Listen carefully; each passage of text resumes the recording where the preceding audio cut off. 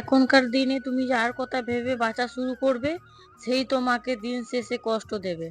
আর যেই মানুষটাকে তুমি প্রাণের থেকেও ভালোবাসবে, সেই মানুষটা যদি একবার জানতে পারে তুমি তাকে ছাড়া বাঁচবে না, তাহলে তোমার বাঁচার পথটাই সে আস্তে আস্তে বন্ধ করে দেবে। আর আমরা মেয়েরা একটা সংসার টিকিয়ে রাখার জন্য কত কিছুই না সহ্য করি, কিন্তু অপরের জন দেখো তোমার এই চেষ্টার কোনো দামই দেবে না। এটাই মেয়েদের জীবন।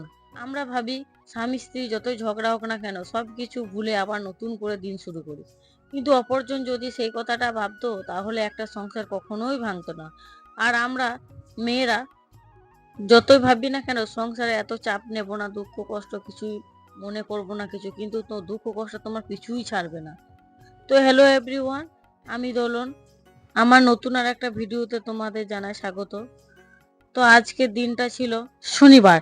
তো আজ মেয়ের স্কুল আছে, তাই মেয়েকে সকাল সকাল উঠিয়ে বললাম বাবু ব্রাশটা করে নাও। তো মেয়ে নিজে নিজে ব্রাশটা করে নিল। ওকে দিয়ে দিলাম জল বিস্কুট।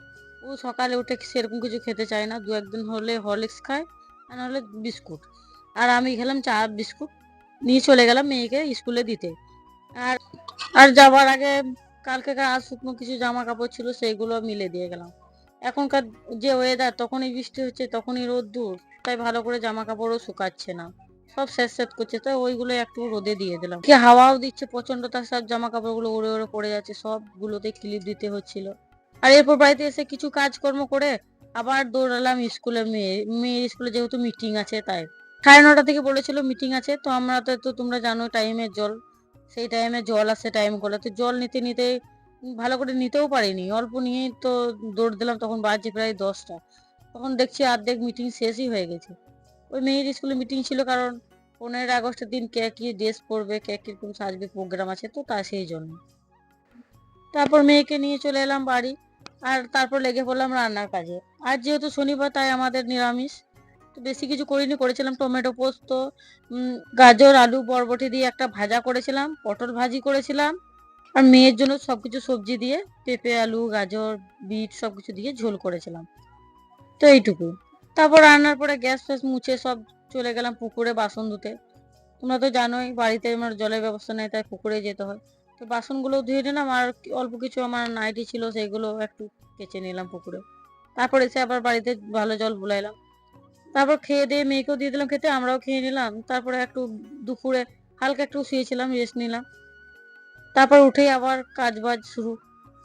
অল্প শুয়েছি, তা করতে মেয়ে উঠাছে, বলছে মা মেঘ এসছে। তো আবার দৌড়ে সব জামা কাপড় গুলো তুললাম, তুলে সব একটা একটা ভাঁজ করে রাখলাম। আর ঘর দোরগুলো যেহেতু অগোছালো হয়েছিল তো গুছিয়ে নিলাম বিকালে, সন্ধ্যে দেওয়ার আগে না গোছালে তো ভালো লাগে না, তাই গুছিয়ে সবকিছু জামা কাপড়গুলো ঠিক করে রেখে বিছানাটাও ঠিক করে নিলাম।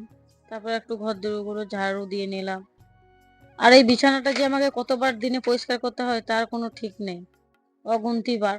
যেহেতু বাচ্চা মেয়ে আমার বাড়িতে, সবসময় নোংরা করতেই থাকে। আর যেহেতু ঘরটাও ছোট আর তো আমাদের জায়গা নেই, তো খাটেই সবসময় খেলা করে। সব কাজ বাজ সেরে নিজের একটু যত্ন করতে লাগলাম। যত্ন বলতে আর কি, ওই একটু মুখে পাউডার দিলাম, ব্যাস, এটাই যত্ন। সংসারের কথা ভাবতে ভাবতে তো নিজের যত্ন নেওয়াটাই ভুলে গেলাম। সংসারের জন্য জীবনটা দিয়ে দিলেও তোমাকে একদিন শুনতে হবে তুমি কি করেছো বা কেন করেছো। তোমাকে কেউ তো করতে বলেনি, আর কেউ দাম দেবেও না। তুমি যদি ভেবে থাকো যে তোমাকে কেউ দাম দেবে, তাহলে তোমার ওটা ভুল ধারণা। আর জানো তো আজকে একটু বিকালে ভেবেছিলাম যে পার্কে যাব, মেয়ে কবে থেকে বায়না ধরছে সবাই যাচ্ছে পার্কে। তো ও বলছিল মা নিয়ে চলো নিয়ে চলো। তো মেঘ এমন করে আসছে বিকাল হলেই যে বেরোনোই যাচ্ছে না বাড়ি থেকে, কাজ থাকলেও সেটা আর করে ওঠা হচ্ছে না। তো ও তো আর বুঝবে না, সে কান্না শুরু করে দিচ্ছে। রোজ রোজ তো আর যাওয়া হয় না ওই। আর বাড়ি থেকে বেরোলে তো একটা চিন্তা বিকেল দিকে, যে এসে আবার তো খাবার দাবার করতে হবে, কতটা সময় লাগবে কি কতটা না। এসে তো সে তো মায়ের বাড়ি নয় যে এসে আমার মুখের সামনে কেউ খাবার তুলে ধরবে, এই নাও খেয়ে নাও, তা তো নয়। আমার অপেক্ষাতেই তো সবাই বসে থাকবে যে কখন খাবার দেবে খাবো, তাই মাথাতে চিন্তাটা একটু বেশিই থাকে, তাই চাইলেও সবসময় বেরোনো হয় না। আর কিছু মানুষ তো তোমার খুদ ধরার জন্য বসেই আছে। একটু বাড়ি থেকে পা বের করে দেখো তুমি, তোমার নামে কত কিছু রটাবে। সবার ভালো তা সবাই পছন্দ করে না, না? তো লোকের কথা ভেবে নিজেকে পিছিয়ে পড়লে চলবে না। তো কি আর বলার। তো দেখো এই কথা বলতে বলতে এদিকে মেয়েকেও রেডি করে দিলাম। আর এদিকে দেখো কিছু ফল ছিল, মেয়ে খাচ্ছেই না, পড়েই আছে, তাই আমি ভাবলাম নষ্ট হওয়ার থেকে খেয়ে নিই, আমি তাই খেয়ে নিলাম। আমার মেয়ের একটা বাজে অভ্যাস আছে, বাড়িতে ফল না থাকলে 10 বার করে জিজ্ঞেস করবে আমাকে, মা বাড়িতে ফল আছে, ফল আছে, খেতে দাও, কিছু দাও। আর না থাকলে থাকলে আবার খাবে না, পড়েই থাকবে। এই দেখো এখন যেমন নষ্ট হচ্ছে।